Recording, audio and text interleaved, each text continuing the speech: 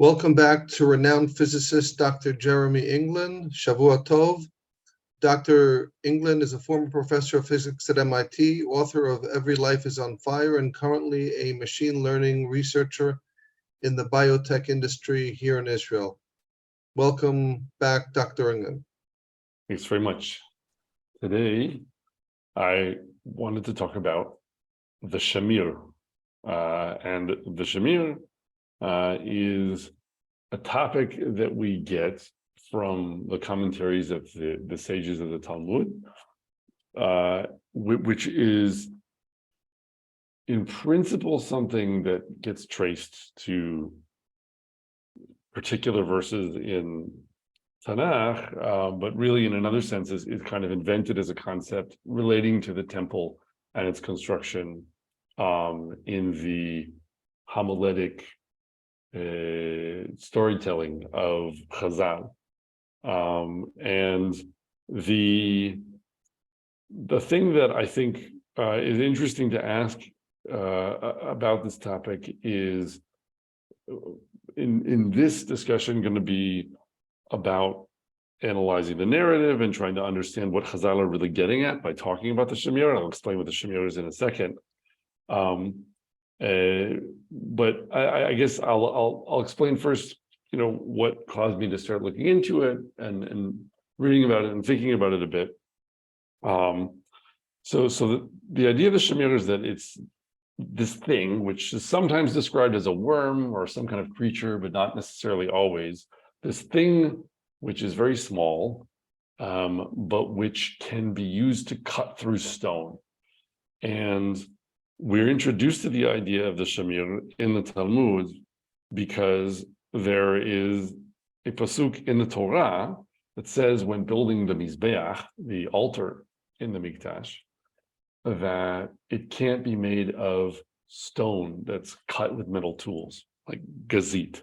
It can't be, you can't take iron blades and cut very carefully measured pieces of stone and build a nice metrically assembled altar or mizbeach out of that. You have to use stones that haven't been cut with metal tools. And that, of course, obviously constrains what kind of thing you can build because you can't cut things very precisely.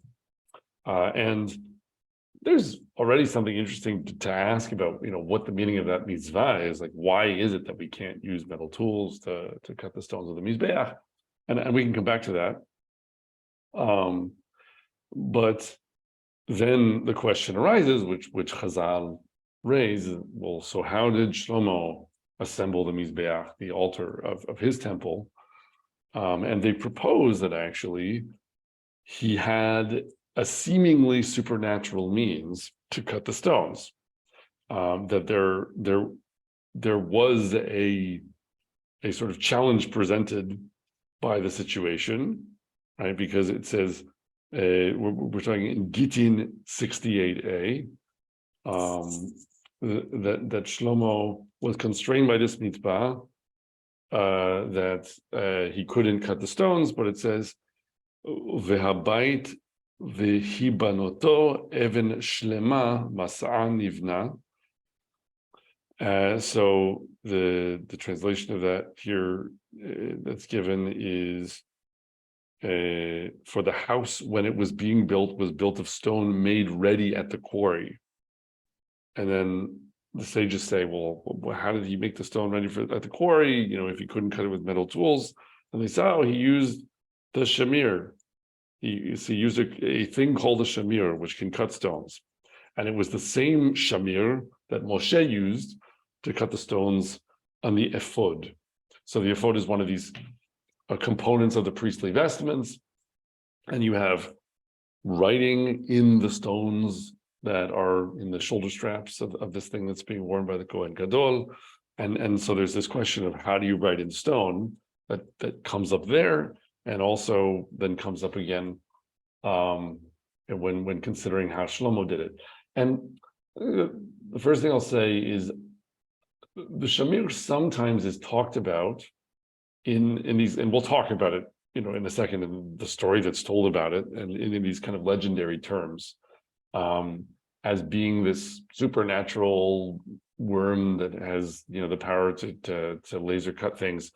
And a reason that it is particularly of interest to understand what Chazal wanted to be getting at by introducing this idea is that there are people, like I've met some, and I don't know, like I shouldn't claim I know how prevalent this view is or how serious people are when saying this, and as far as its halakhic implications, but I have met people who have put forward the notion that we can't really do the things we need to do to reconstitute the Mikdash because there's essentially a supernatural magical creature that was once used to do this, and we don't know where it is anymore. It's lost. It's one of these things that's lost to the ages, so it's irreversibly lost knowledge, and because we don't have that legendary creature, we're sort of stuck.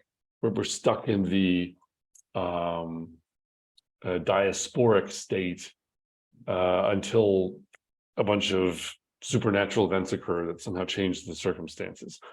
And again, I'm not sure I can say what fraction of people would put that argument forward as the main reason why we can't do things having to do with the Mikdash now, but I have heard that claim essentially made, and I think it becomes part of the wrapping of this whole attitude or worldview that sort of says all of this stuff is beyond reach, right? Like we lost all of the components of the Temple of Solomon, and we also lost, we don't know how to make Talmud anymore, and all this knowledge, like we lost it, it's buried, or the Romans took it away and we'll never get it back, or whatever it is. But now that it's gone, we can't get it back, and we just have to sit and wait and concern ourselves with other things because the door is closed. And the Shamir in particular, when talked about that way, always kind of puzzled me because I didn't know much about it. I hadn't studied the sources much about it yet. And it just sounded to me like something that seemed oddly out of character for Chazal to be saying, because the Shamir is not something that's talked about in the Torah. It's not something that's talked about in Tanakh. There are psukim, there are verses in Tanakh that refer to the word Shamir, and Chazal use them as proof texts for calling this thing Shamir when they refer to it in their commentaries. But there's no point in anywhere in Tanakh where it says, and then so and so took out the Shamir and used it to cut a rock in half very precisely without using any metal tools or what have you.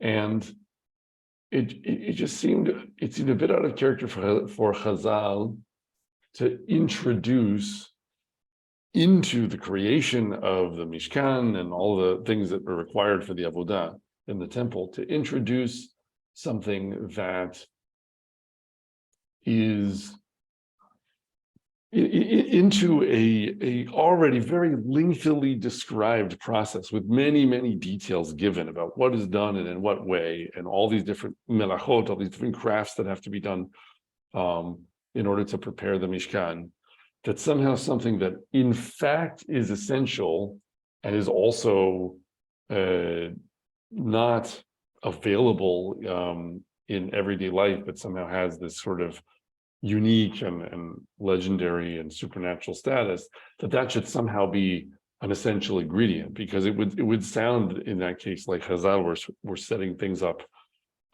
for failure or for impossibility or for otherworldliness, and I don't think you get that from other things that Chazal are talking about when they discuss these subjects. They do talk sometimes about things that sound very supernatural or legendary, but when it comes to matters that end up being about practical halakha, they're usually trying to enable us to keep the Torah and to do things. And so that made me curious, and then I wanted to look into this more, and so what we're going to talk about in this discussion is my first impressions from studying some of the basic sources that are usually used to invoke the idea of the Shamir, and trying to make a bit of sense of it. So the next thing to say, and again, we'll talk about some of the details of a story that Chazal tell in a second. The next thing to say is I think we have to think about how to have the proper relationship to the Agadata of the Gemara, to the stories that Chazal tell, the midrashim and the sort of narratives that they weave into commentaries, right? Because parts of the Gemara are commentary on law, where you have the Mishnah, you have some piece of oral tradition about the laws of how something should be done or what have you. And then you have these commentaries by all the sages. And sometimes they're saying things that are very definite, like exactly how many amot a chick can wander away from its coop before maybe you could consider that it's hefker and someone could pick it up and claim it as theirs because it's wandered so far away that it's not really clear who it belongs to anymore, et cetera, or details like that. But sometimes they're telling these stories, and they'll tell a story about a guy who sleeps in a graveyard and hears the voice of a ghost talking to the heavens while he's sleeping in a graveyard, or whatever else. And the question should be, when these narratives are relayed by Chazal, should we relate to them the same way that we relate to them, even as what we read in Tanakh, for example, as far as how seriously we take them in telling us about the past and things that happened? And that's already a very complex question with Tanakh, because Tanakh itself is, on the one hand, trying to speak to us about our past in a way where we affirm what it's teaching us, and it's the foundation of our understanding of the world.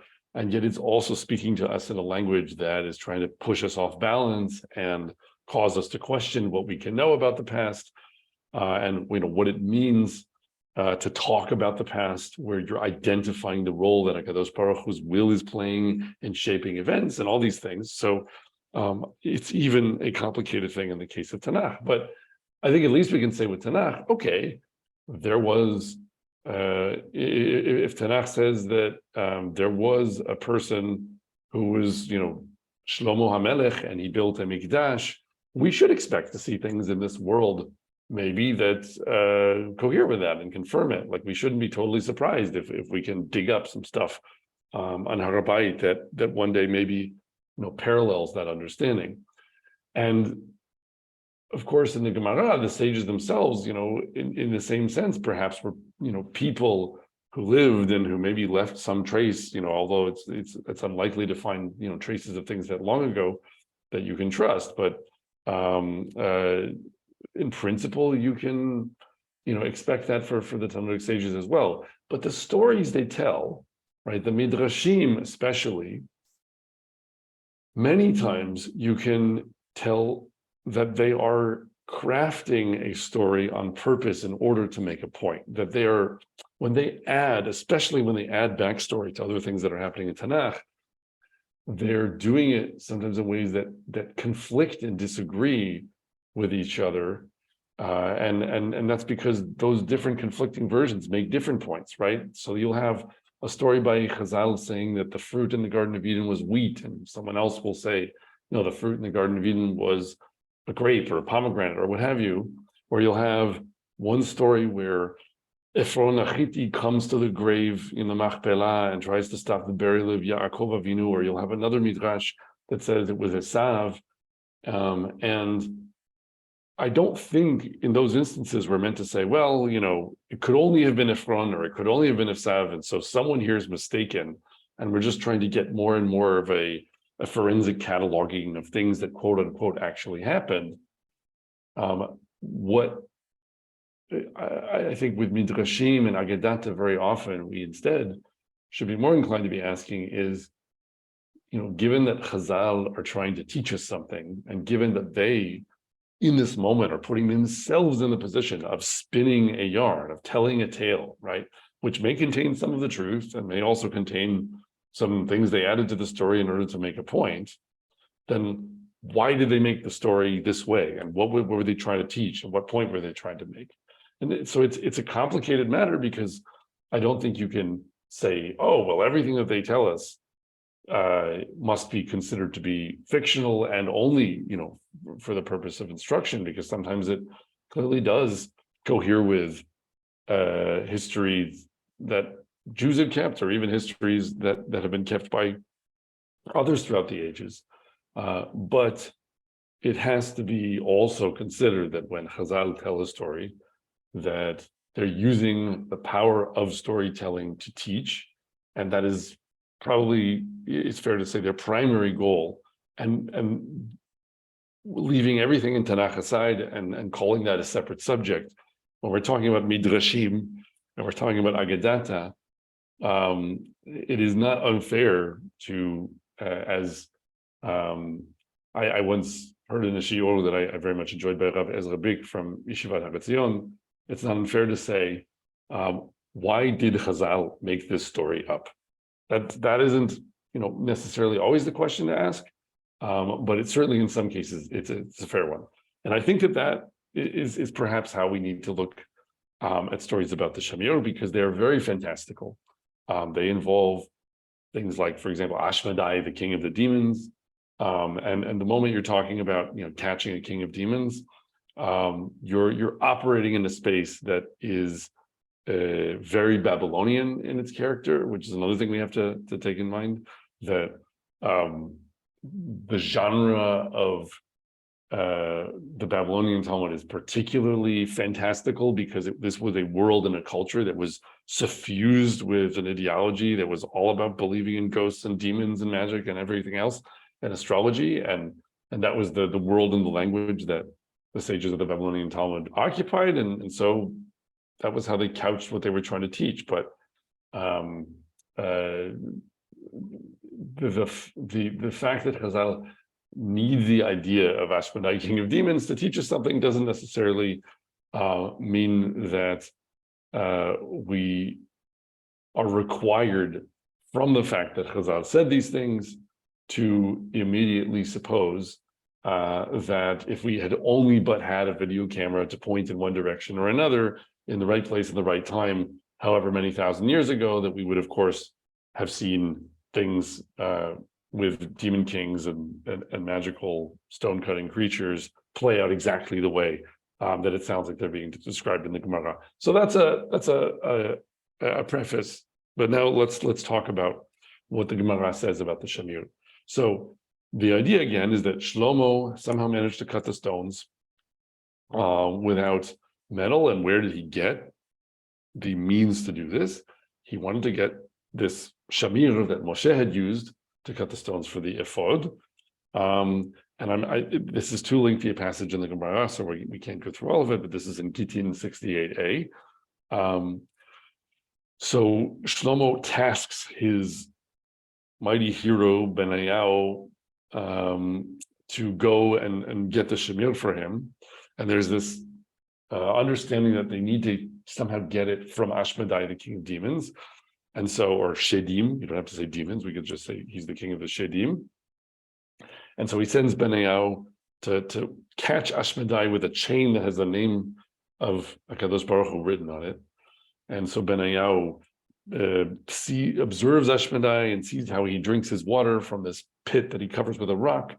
And Benayao arranges to replace the water with wine. And long story short, Ashmedai becomes drunk, and then Benayao is able to wrap this chain around him. And then he takes Ashmedai captive to Shlomo. And this is a very interesting story for reasons that have nothing to do with the Shamir, because on the way there are all these things that happen. So they pass, for example, a wedding, and when they pass a wedding, Ashmedai cries, even though everyone is rejoicing.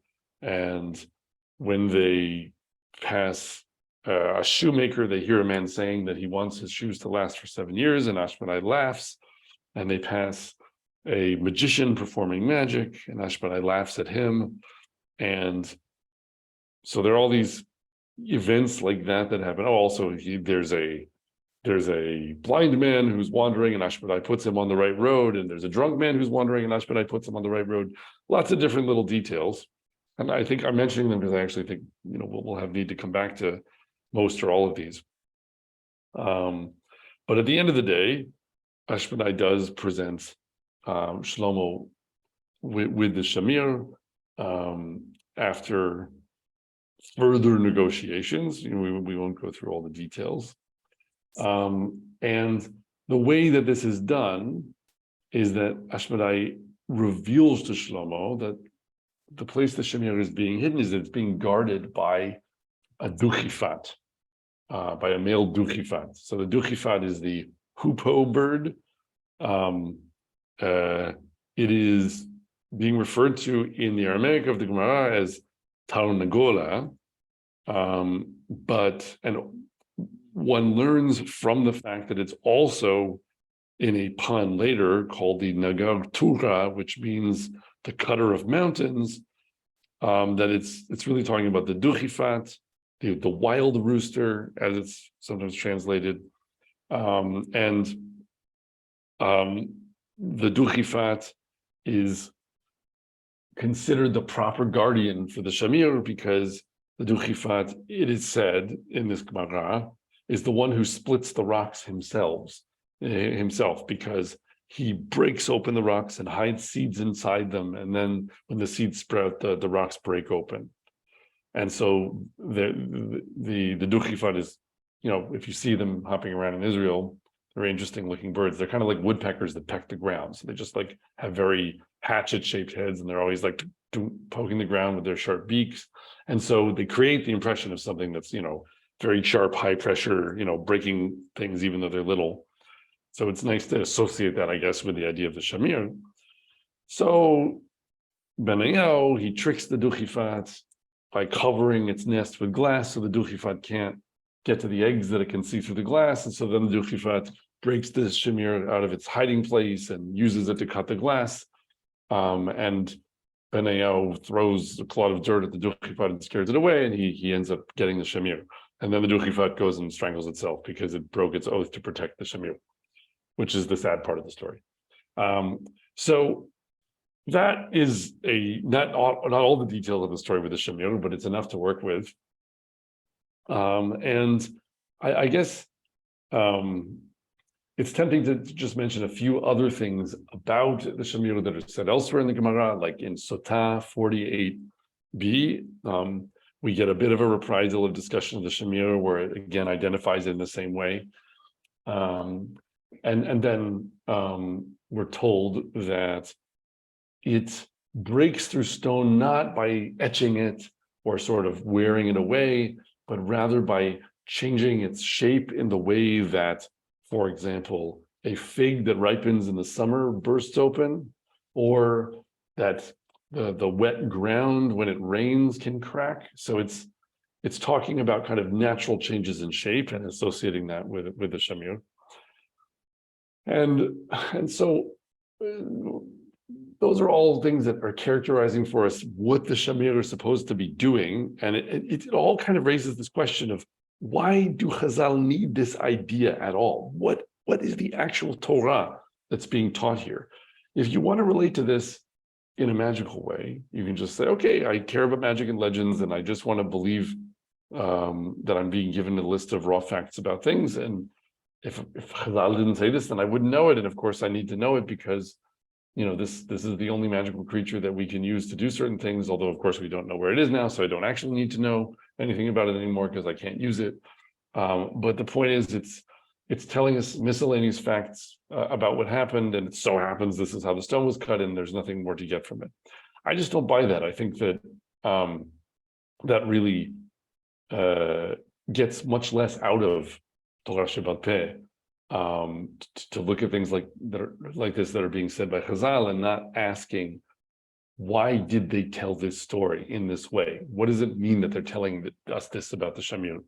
Because there are different ways of cutting rock, fine. But what do all these details, these fine details about how a fig bursts in summer, or why a duchifat, et cetera, all these different little pieces, what does it have to do with anything? And I think that there is a way of pulling many of these different elements together and finding a common theme and understanding a bit of what really Chazal are trying to reference here. So what do I mean by that? First of all, I think there's a consistent theme actually that runs through everything that I've just described, which is time. And the reason that I think the theme of time is running through it all is, first of all, when you have Ashmedai, the questions that Shlomo asks him about all these things that he saw and did, or maybe that Benayahu asks him, I'm maybe muddling that, but he's interrogated after all these things that we described and asked, why did you laugh when you saw the magician? He says, well, the magician is performing magic, but why doesn't he use the magic to discover that there's treasure right under his feet? Because he didn't know it. Or why did you laugh when you saw the man, asking the shoemaker to make him shoes that would last for 7 years? And he said, well, it's because he's not going to live for 7 days. Or why did you cry when you passed the wedding? And it's because he knows that the Chatan is going to die within the month, even though he just got married. And that everything about these answers that Ashmedai gives to his questions are about some kind of certainty about the facts of the world, or even more so about the future, like things that are going to happen.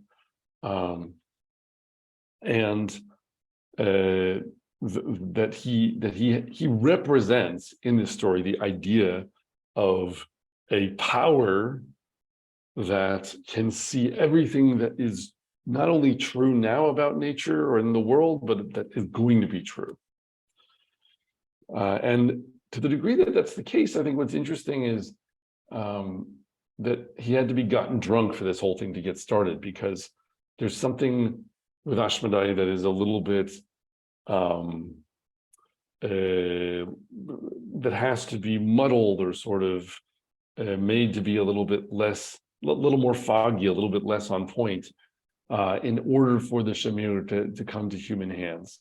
And that's the first point that's interesting, because if you think of Ashmedai as representing this kind of pristine view of the whole future and knowing everything about it, then something has to kind of be a little bit more woozy or not fully filled in about the understanding of what that future can hold in order for the Shamir to be relinquished through Ashmedai's advice. And then you come over to the details of what we're actually talking about with the Shamir, and how it's acquired. And there, everything we're told about the Shamir. Okay, what's the point with the duchifat? The duchifat is the bird that hacks little crevices in the rocks and plants seeds in them so that the plants can break the rocks. But of course, really the point there is that the plants break the rocks, right? And plants break rocks slowly over time, right? That there's the passage of time, and with the passage of time, life. Elsewhere in Talmud, the Chazal say that the roots of the fig tree are soft and can break through rock. And what they're saying is that, okay, yeah, the roots are soft if you touch them, but if you wait long enough, fig roots will just tear through anything, which my gardener warned me about recently when we were planting a fig tree. So it seems to be, a fact about the natural world today. But when we're talking about that point in this context, we're encountering in a narrative, and you're starting to see that we're coming up with the idea of something that can cut through rock is time, and something that can cut through rock also is life.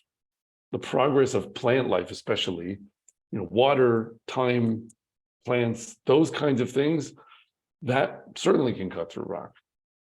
And we get that again with this idea that it's about the cracking of the ground in the rain or the splitting of a fig when it ripens.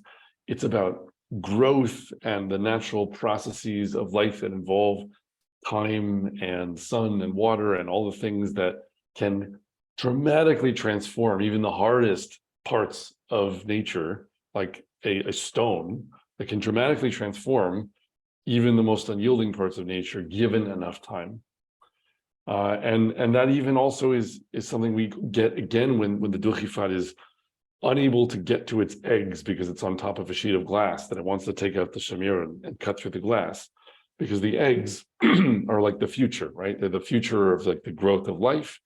And when the glass is there, it's like a view of the future, because you can't get to it. There's a sense in which It's representing a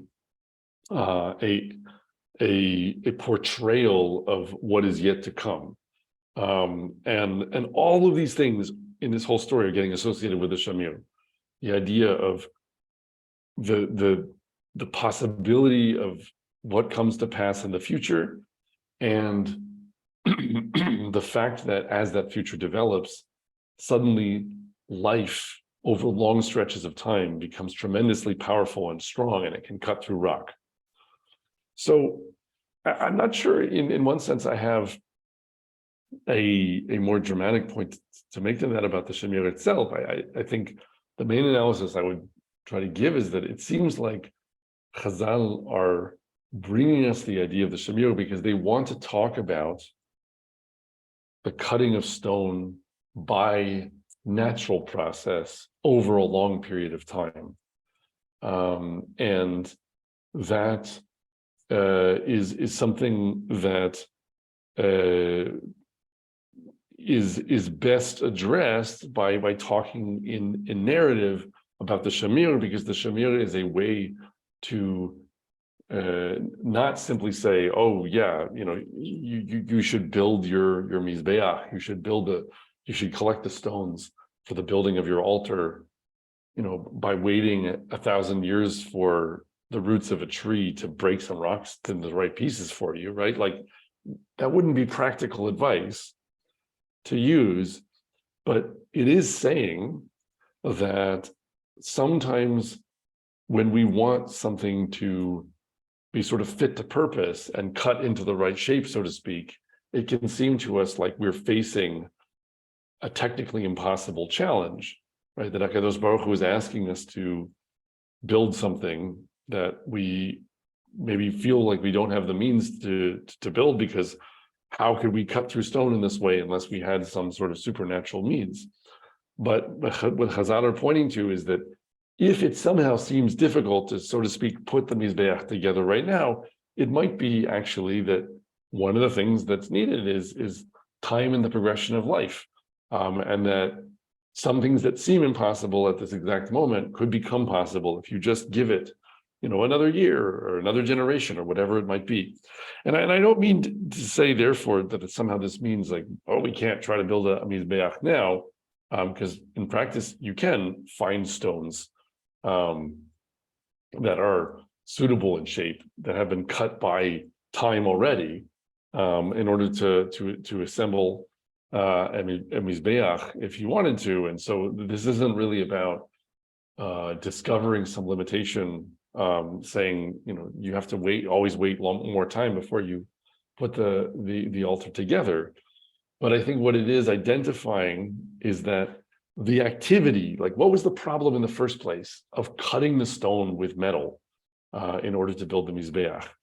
The idea of cutting the stone with metal is saying, I'm going to take the world and I know what shape it needs to be in order for me to serve HaKadosh Baruch Hu. And I'm going to take a sword and I'm going to cut it into that shape, no matter how violent I need to be to the world I encounter. And then once I've cut it into that shape, then I'll be able to serve HaKadosh Baruch Hu according to, how he wants. And what Hashem says is, no, I want the Mizbeach to be a reminder for you of something else. I wanted to remind you that I don't want you to squeeze the world or sort of cut the world with sharp metal tools into a shape that I didn't give you. I want you to take the world in the shape that it's in, that I've created for you, and figure out how to use the world as it is to serve me. So identify the opportunities in the world as it's presented and sort of assemble your solution from the pieces that are given. Again, that doesn't mean we should never cut things or whatever else, or sometimes cutting things is part of Avodat Hashem. But what it's pointing to is that at the center, you might say, of the service of HaKadosh Baruch Hu is this emblem of Hashem saying, remember, I created the whole world, and that I've actually given you the means to do what I want you to do right now. That, like, if it's possible, it's because time has progressed to a point where the means are, within your reach, and you should avail yourself of them and realize that they're there and figure out how to put them together in order to accomplish the task. And if it really seems to you like at the moment it's impossible for this reason or for that reason, then that's okay too, because maybe what that means is that time is still sort of cutting the stones into the right shape, so to speak. And maybe you need to wait a little bit longer, and concern yourself with other aspects of Avodat Hashem in the meantime, and you'll see somehow that things, when they come to their maturity, that the world that Hashem has created has been prepared to be put to use for the avodah that He expects at that time. And I'll close by just saying that I really think that you also get another confirmation of this sense. If you now look at the word Shamir and say, well, does the word Shamir appear in Tanakh? And it does. It mostly does in a context where it doesn't seem at first to be talking about something very hard you could use to cut through stone. But really, these ideas become unified, because when Chazal are talking about the Shamir, or they don't really call it the Shamir, but Shamir Zeh, or whatever that they refer to it as, they do quote some psukim in Yirmiyahu and Yechezkel where it sounds like something very sharp, like diamond, has been used, maybe to write something, in this pasuk in Yirmiyahu, for example. But the most common appearance of the word Shamir all over Yeshayahu, for example, is talking about more like brambles or sort of weeds.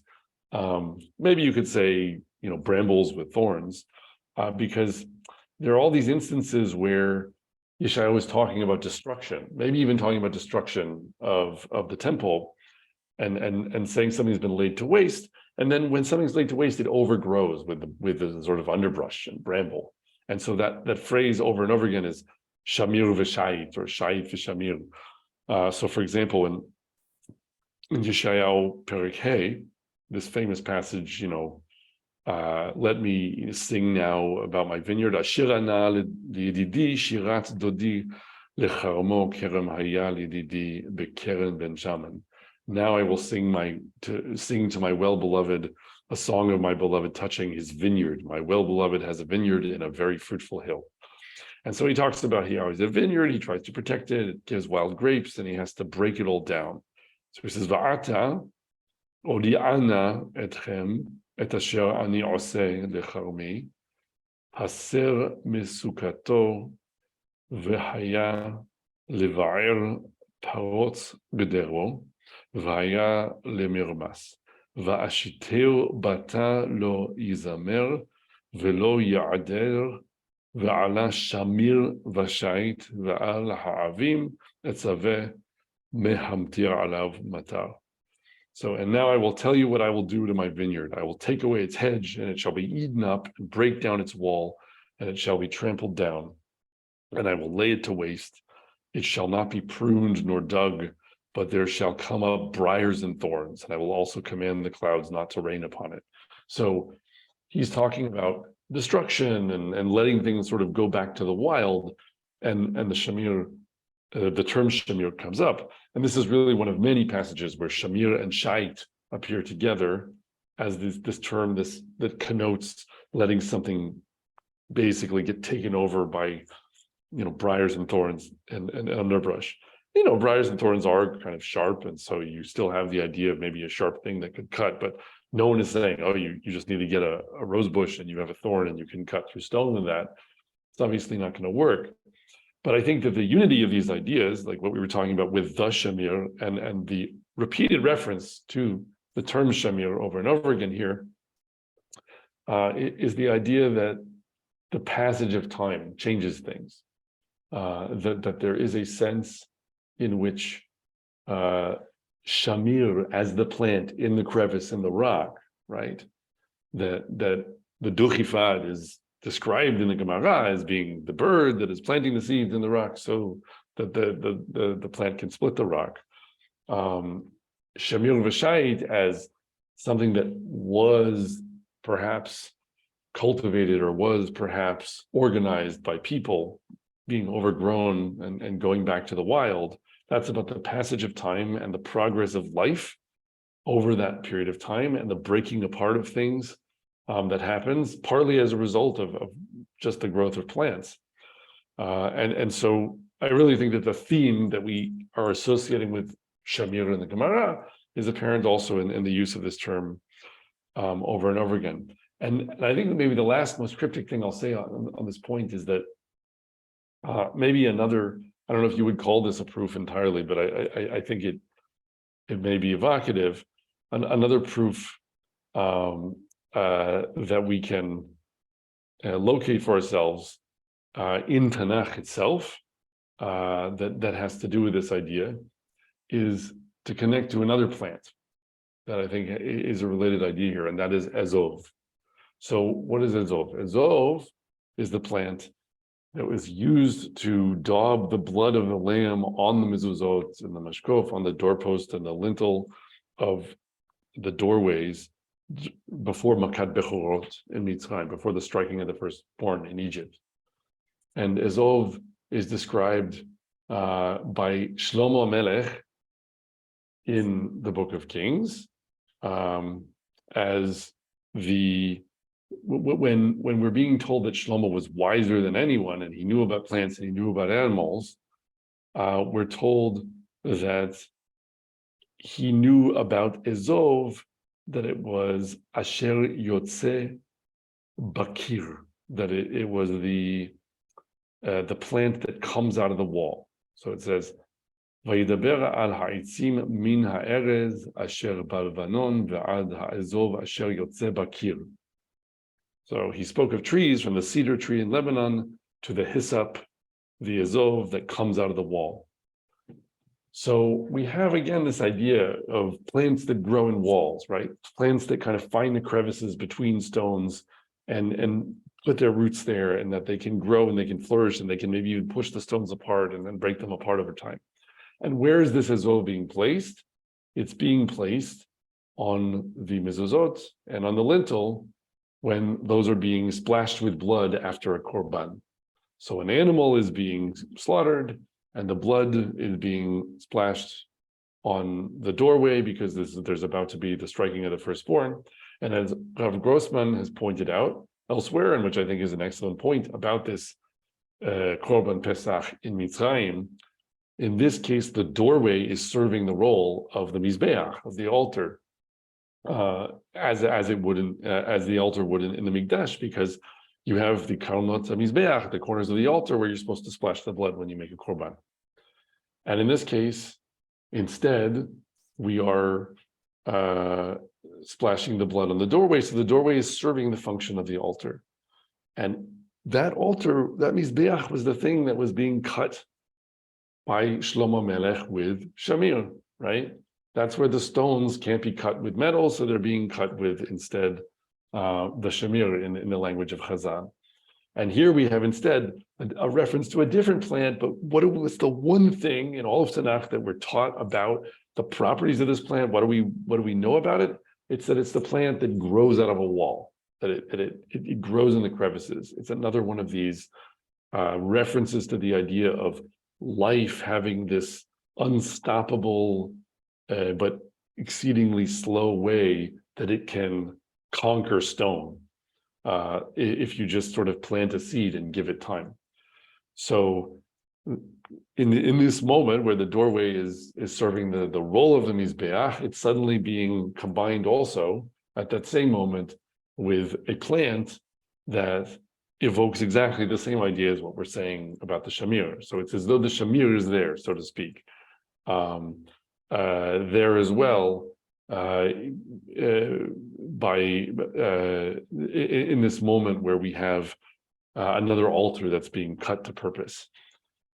So I think I would just say in closing that we definitely always have to be careful, whether reading Tanakh or in Gemara, to understand sort of the voice in which the text is speaking to us. But I think especially in the case of very legendary stories like these ones from Chazal, we do them too little credit if we just treat them as though they're dry accounts of fantastical things that happened a long time ago, and we don't ask what Chazal are trying to teach us by spinning the story in this way. And in this case, especially where you're bringing Asmodeus, king of the Shedim, into the picture, and you're talking about a seemingly supernatural creature that cuts through rock, I don't think the point is we never can rebuild the temple, chas v'chalila, because we lost this little worm and now it's like deep underground somewhere. We don't know where it is.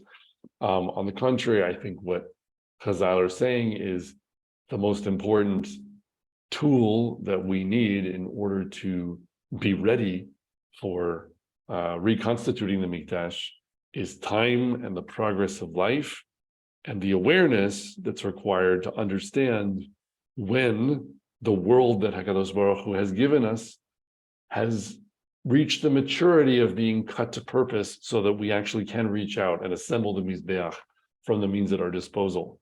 And maybe you might have said a few hundred years ago, we were not yet at that point because there were a whole lot of things that seemed implacably hard as stone, preventing us from getting anywhere close to the point where we could start to reconstitute the Avodah and Har HaBayit. I think you might also argue that we're much closer to that point than we were then, because of many tangible ways in which you can sort of reach out and point to things that are like the stones lying around that HaKadosh Baruch Hu has cut to purpose with the progress of time and the progress of life. So may we get all the way there, b'mihera v'amenu, with HaKadosh Baruch Hu's help. I'm trying to think in terms of processes of Geula. We know there's two ways Geula can happen. One is that it could have happened long ago had the Jewish people merited it. That would be Achishena. Had there been tshuva even long ago. And on the other hand, if it's without that initiated tshuva by the Jewish people, then there comes an end game, which many think we've entered into, even coming from different approaches, different points of view. So I'm trying to think how this might fit into that what you're saying about time and the progress of life and being aware of, I guess, what the possibilities are. Maybe that these ideas fit in even more intensely in a time when it seems like we're already we're at the end game and it's a question of be'ita. Perhaps at this point in particular, there's a need to be aware of those circumstances which can allow us to move forward. Whereas in previous, perhaps if we had brought the Geula on in a more initiated way many centuries ago, maybe what you're raising, these issues you're raising, wouldn't have been as relevant. Does that make any sense? Yeah, I think what the way that I would summarize that, or maybe it's not exactly a summary, but it's picking up on the same theme, is that we do have these discussions, which Bar-Hayim did a nice shiur on relatively recently, about whether Geula comes with tshuva or whether it can come because HaKadosh Baruch Hu decrees it, even though we haven't done tshuva, or is the point that part of his decree is that we will do tshuva because things will happen that will cause us to do tshuva if we don't do it sooner, and all the discussions between the sages about what are the requirements or what are the sort of choices that we have to make, and the different criteria. And I think that it may be that from the perspective of any individual, it can be very difficult to ever assess or to ever tell with certainty which of those scenarios you're in the midst of seeing play out, because it's always very gray at some level. And you get this from Tanakh as well. Like when you look at the period of the beginning of Beit Sheni, right? There's actually this very long period of time where, starting with the decree of Koresh, that it's permissible for the Israelites to start returning to the land and rebuilding their temple. You would think, oh, that's all it took. He just said, we have permission, and now we're just going to go back and, boot everything up, and in a week or so, and we'll be back on our feet. And instead, there's this very lengthy process of, kind of like with the Balfour Declaration in its own way. It's like, you can go, but no, now you can't. And, really you need sustained political support. And as that plays out in Ezra and Nehemiah, it's not enough that Koresh said something at some point. You need other Persian emperors to also be on the right side of things. And that's complicated because there are people who are going to try to convince them to do otherwise. And there's also the issue of, well, how many of the Jews in the Persian Empire are actually listening to the call and going back? And do they need, in a sense, to have a fire lit under them with this whole thing that happens with Haman, where they almost are destroyed, and maybe that wakes them up?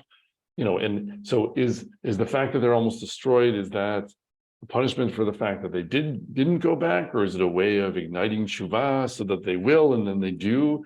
So is it a story with a happy ending, or is it a punishment because it was a story with a sad ending?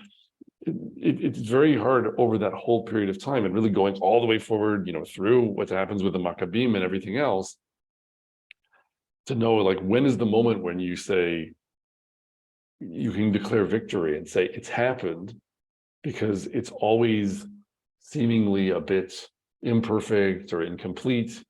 Having Herod, who was a very problematic leader for the Israelite nation, be the one to really drive the rebuilding of the Second Temple and its expansion, that just underlines how hard it is to get it right. Because in some ways, of course, it was a great thing that this happened, and on the other hand, why did it have to be Herod, who was not a king of our nation, or rather, he was a king of our nation who was not from our nation, and he was really like a vassal to the Romans, and in a period where we didn't even really have full sovereignty? Why was that, the moment when the greatest expansion of the temple that it had yet seen was achieved?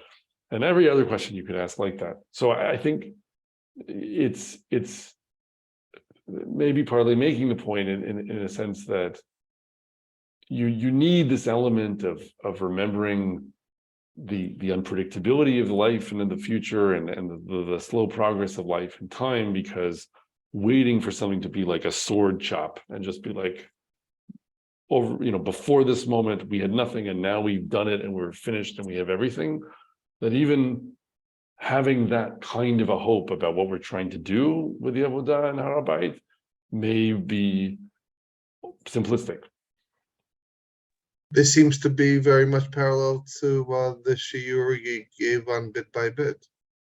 Yeah, I was realizing that kind of as it was coming out. I think that's a different issue, obviously, because that's about conquest of the land, and it's about how you, on the one hand, maintain the attitude that your job is to exert sovereignty over the land and to fight and win battles and wars in order to do that, and be willing to do that on aggressive footing, and at the same time not to be overly ambitious, and also to be trying to transform enemies into friends where you can, rather than just lay everything to waste. So it's a different subject at some level, in a geographic sense that pertains to the whole end. It's not just about Har HaBayit, but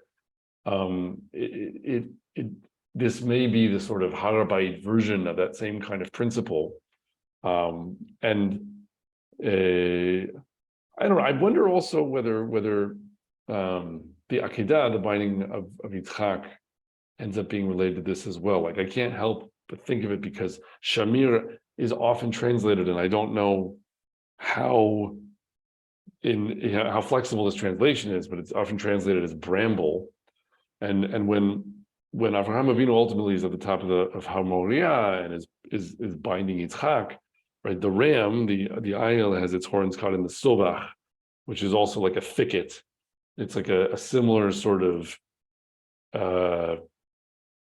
let's say, mixture of plants that's sort of it's not explicitly being referred to as thorns, but it is, we imagine somehow like underbrush that it's easy to get tangled up and caught in.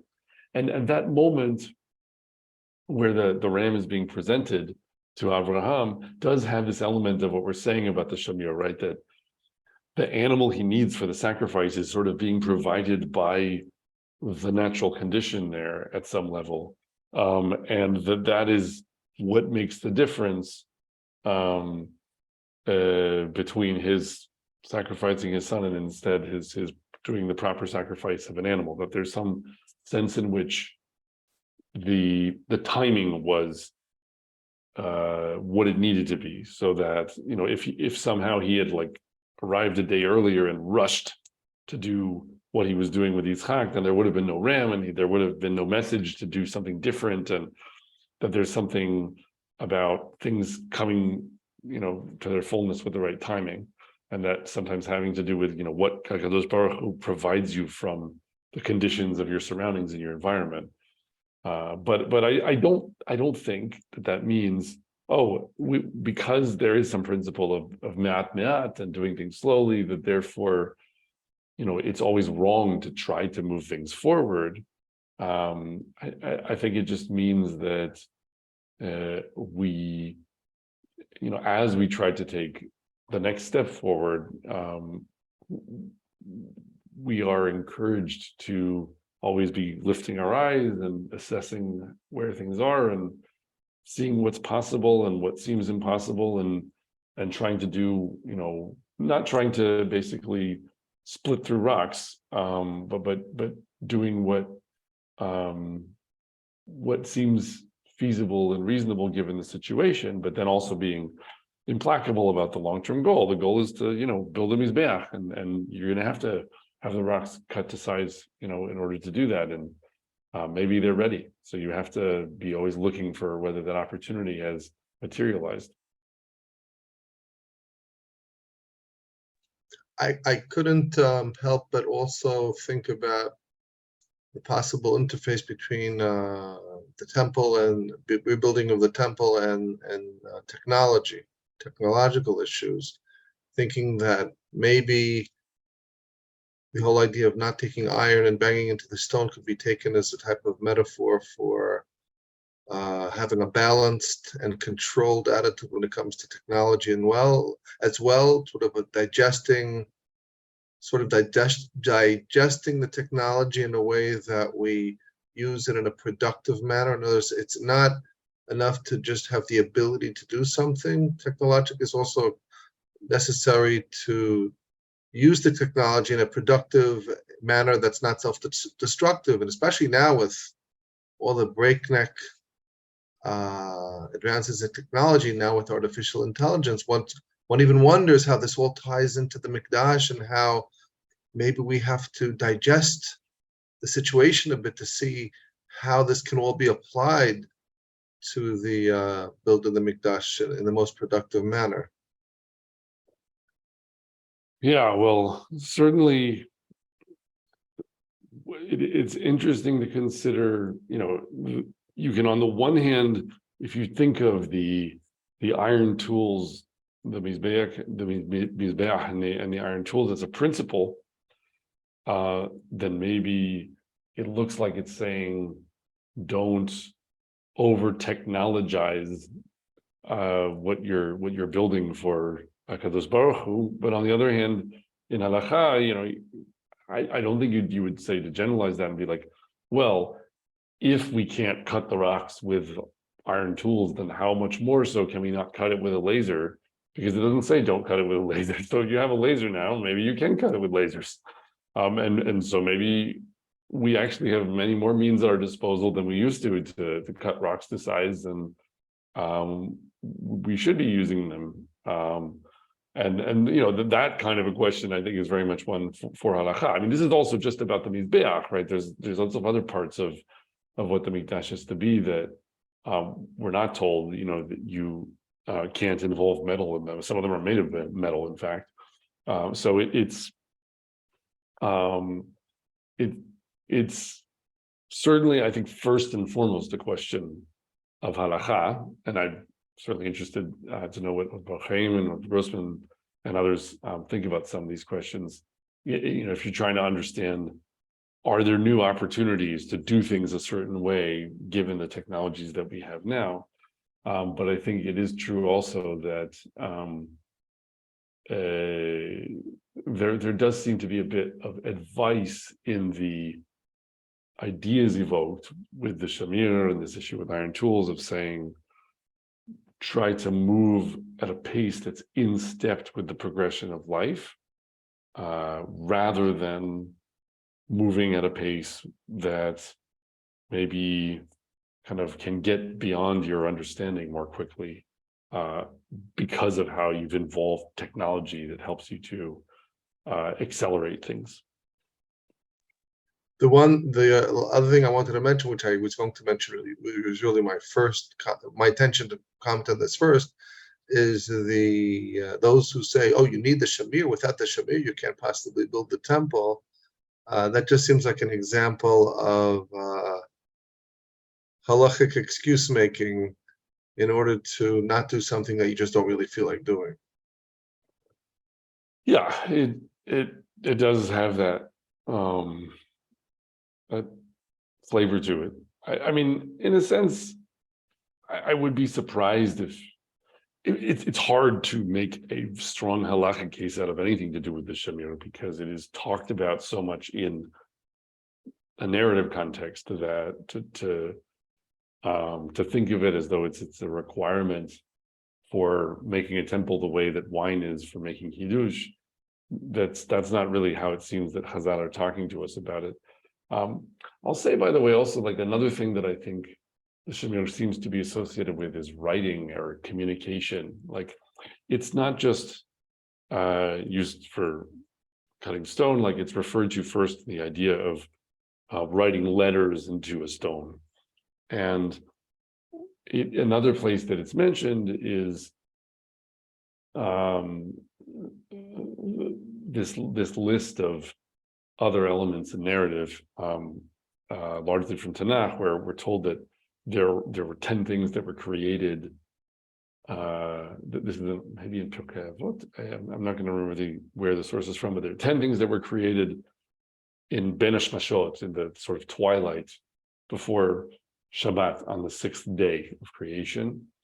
And I'm not going to remember the whole list, but it's a long list of things that I think in one way or another, almost all, or maybe all, have to do with nivuah, or prophecy. So there's like Pi haaretz, like the mouth of the earth that swallowed up Korach, and there's Pi haaton, the mouth of Bilam's donkey that spoke to him, and also tongs, which sounds like it has nothing to do with prophecy, but it does, because when Yeshayahu Hanavi is saying that his lips are impure and he can't speak prophecy, then a malach takes a coal from the mizbeach and in tongs and touches it to his lips, so that there's this idea of acquiring nivuah through having this encounter with the hot coal, which is again reproduced in the Midrash talking about Moshe Rabbeinu and how he maybe got his manner of speech. So there's this whole list, and they all have to do with sort of signs from HaKadosh Baruch Hu that maybe speak in some way. And then the Shamir is one of the things that's listed. And so I think that the Shamir is not just kind of time per se, or plants growing in crevices per se, but it's about our awareness, perhaps, that in the fullness of time there can be events that, if you zoom out enough, they look like massive earth-shattering, like literally sometimes earth-shattering events that break the rocks. So if you see a seed sitting in a crevice in a rock, it looks like it's doing nothing, and maybe it will continue to look like that over the course of your whole life.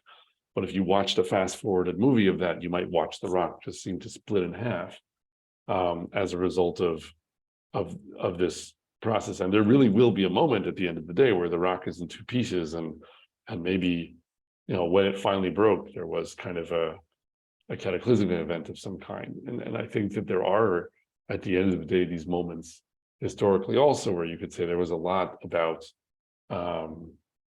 what was preparing the ground, so to speak, for example, the return of Am Yisrael to Eretz Yisrael, and to Yerushalayim and to Har Bayit and all these things, that if you'd been watching it, it would have seemed like a process that actually took centuries and really was getting going already, perhaps hundreds of years before the Declaration of Independence by the State of Israel.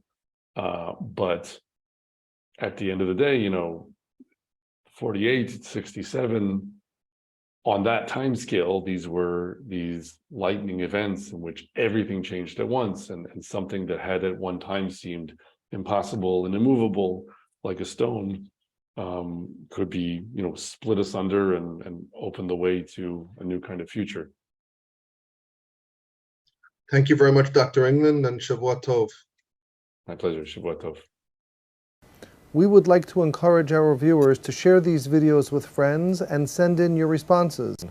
If you would like to obtain Birkon Nusach Eretz Yisrael or invite the rabbi for a speaking engagement, please email us at office@machonshilo.org.